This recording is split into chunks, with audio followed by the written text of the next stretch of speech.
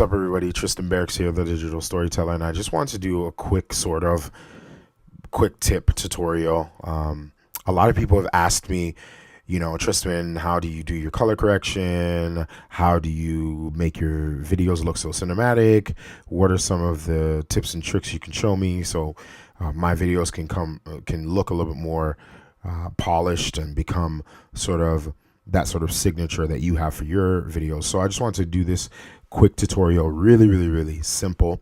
I have my good friend here, Grace, from Grace Art and Events and Designs. She's a planner locally in Toronto, and she wanted me to do like a quick sort of promotional video for her.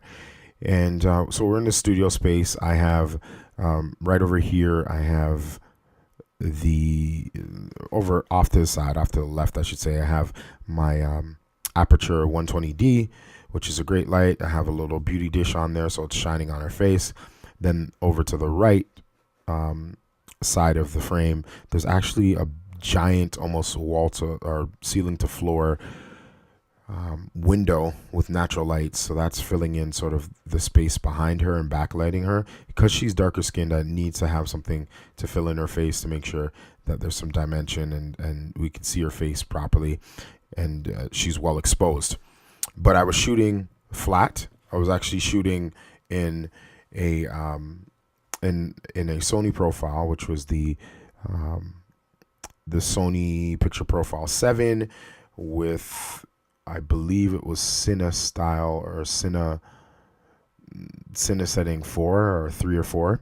I'll write it down below in the description. It's kind of customized. I made it because I really like the results. It gives me enough in the shadows in terms of detail, and it's crunched enough so that I don't have to do as much work. Whereas like if I'm shooting it totally flat, like in S-Log 3 or S-Log 2, sometimes it can be problematic in terms of a workflow. So I just decided to kind of customize that a bit. Anyways, I'm in Final Cut. I already did my syncing. Everything is already, all the clips are already sunk to the audio. And what I'm going to do is I have my scope up here. Now, for those of you that don't know what a scope is, very simply put, there's 0 to 100. This represents, so the scoping in between represents the brightness range. So 0 meaning complete black, 100 meaning complete white. Everything in between are sort of the dark and light spaces of the frame. And if you're right in the middle, then you're kind of giving this grayish kind of tone. If I go to exposure and I drag everything down, then you're completely black. If I drag my exposure all the way up, I'm completely white, right? So what you want to do is you want to have a happy medium. So you want to be able to do what we call crush the blacks, or bring the blacks down to its lowest value as possible without making everything else darker in the frame. So I'm going to take my shadows. I'm going to drag it down just to where the point where it's just touching 0, right? You see how it's just touching 0? And obviously our frame is already dark. And then I'm going to take my whites, or my bright areas, I'm going to drag it up to 94 to about 100%. All right, so now it's kind of balanced. Now, if we want to see a before and after, I'm just going to uncheck this. So that's before, that's after. So immediately you already see a change there. Now, you may say, well, what's the gray button in the middle or circle in the middle? That's just really straightforward. That's your midtones. So if you want to crush your midtones a little bit or darken the frame a bit to give more crunch, you can. If you want to brighten it up to make it a little bit more airy, you can do that. I'm going to kind of crush it down a little bit. And as you can see, this whole frame, I kind of filmed it on the cooler side, and that was just because it's much easier in terms of white balancing things or color correcting any of your video clips if it's cooler rather than warmer. I found that, at least in my experience. Again, people can differ in their approach. I just like it. I like my frames a little bit more cooler, and then I can always add the warmth that I want. So I'm going to go to my color tab here. And when I go to my color tab, I'm going to go to my white color, which represents the white color balance. And I'm going to just go to the yellow, and I'm going to warm up the frame just slightly. And what I'm looking for is I want the whites to be almost pure white, maybe with a little bit of warmth to it, and then I want her skin to kind of come alive.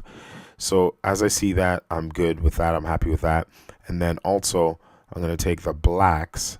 I'm going to actually add just a little blue to the blacks, like not a whole bunch, but just enough for it to be different than the highlights, which are more golden in color. The other thing I'm going to do is I'm going to add a little bit of saturation in my midtones.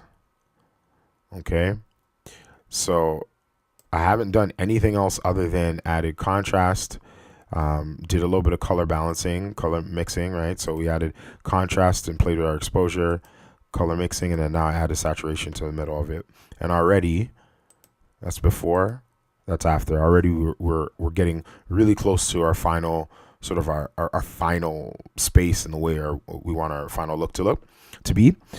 The next thing I usually do is I'll go to the filters section of Final Cut, and I'm gonna type in LUT, and I have my own LUTs preloaded. I'm gonna use the custom LUT. I'm just gonna double click on it. I'll give it a second here. Sometimes Final Cut just does the worst things. There we go. So I just added the LUT filter to this video clip, and I'm going to go to one of my favorite, which is the what is it there? It's C8010 log. So I'm going to hit on that. And by default, it just makes everything super blue, super red, a little bit too much. What I really like this sort of LUT for, though, is like I like sort of this sort of bronzing effect on the skin tones, especially on black skin tones. It adds a little bit more red, maybe too much for my liking, but this is where you have to now use some nuance. So if you go to your mix tab, you just bring it right down. And what I want is I just want a little bit more pop to her skin. So this is before and this is after. Okay, now you're probably thinking, okay, I see all this blue and stuff like this. Well, I don't want this blue and teal. It looks kind of weird. So the way that you can get rid of that really quickly is if you go back to your color correction area and add a hue saturation curve, and you go down to your second area where it says hue versus saturation, you can actually use this eyedropper, drag over it, and it finds that section or that color you want to get rid of. And if you drag up, you're going to increase the intensity or saturation. If you drag down, you're going to remove that. So now what we're left with is we are left with the beautiful, amazing effects of that nice bronzing effect, right? So let me take it off. That's without the bronzing effect. This is with the bronzing effect.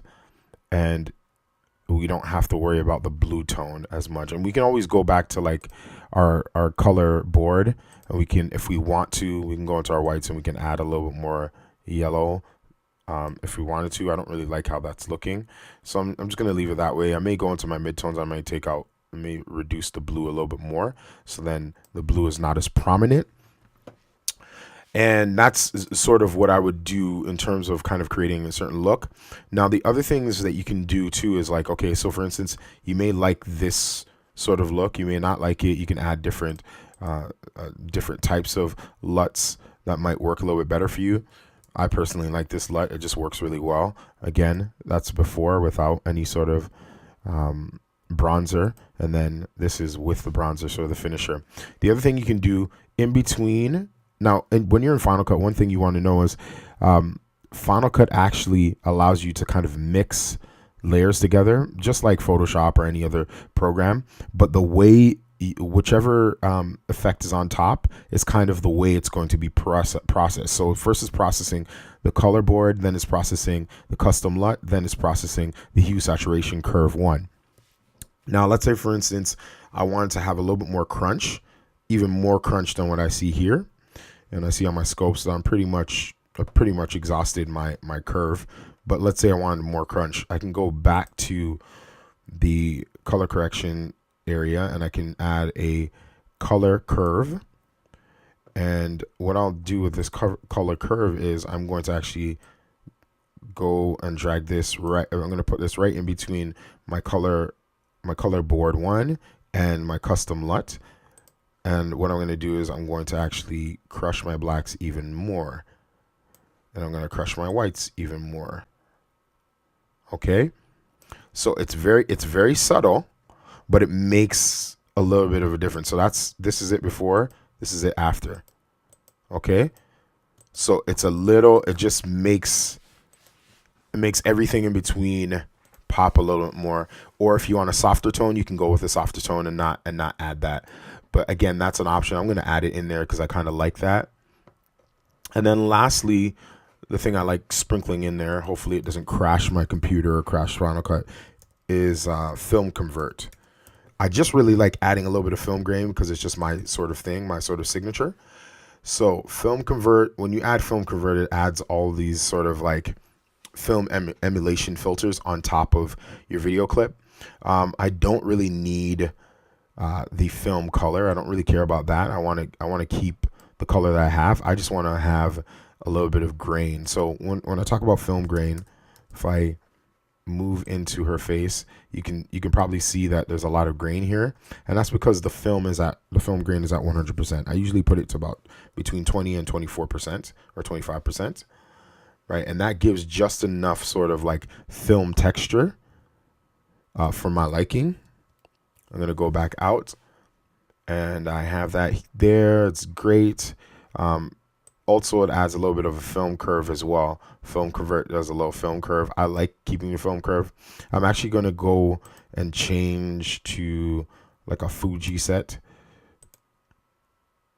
because that gives you a different sort of outcome.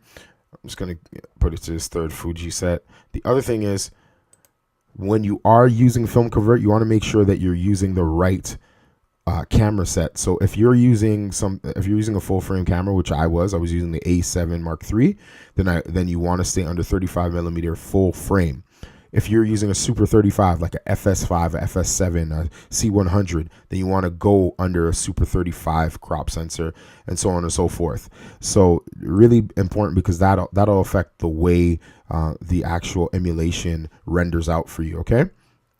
So now that we have all that done, we're good to go. And this is sort of the process that I go through in terms of like doing some color correcting. I'm excited to announce that I'll be releasing my second round of LUTs. LUTs are basically, it's short for lookup table, and it helps you to add predefined or predetermined color correction settings that you can then adjust, like I did with this image of Grace. And yeah, if you have any questions, please leave them below. I would love to answer them for you. And I guess I'll see you later. Have a wonderful day. Stay creative. Remember that being a digital storyteller is all about telling and conveying messages through stories. It's not about the best gear you have. It's not about the best camera, the best computers. It's about the story that you're trying to tell.